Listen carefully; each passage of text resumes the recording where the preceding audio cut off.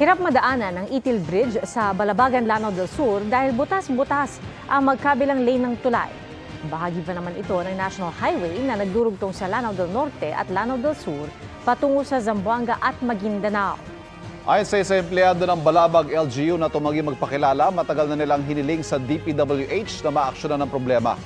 Hindi raw kasi sakop ng Ministry of Public Works ng BARM ang pagkumpuni sa mga highway at tulay. Sa Facebook post sa munisipyo ng Balabagan, sinabi nilang kinukumpuni na ng mga tauhan ng DPWH ang tulay. Mga kapuso, patuloy na tumutok sa mga balita. Mag-subscribe sa GMA Integrated News sa YouTube. Sa mga kapuso abroad, samahan niyo kami sa GMA Pinoy TV at www.gmanews.tv.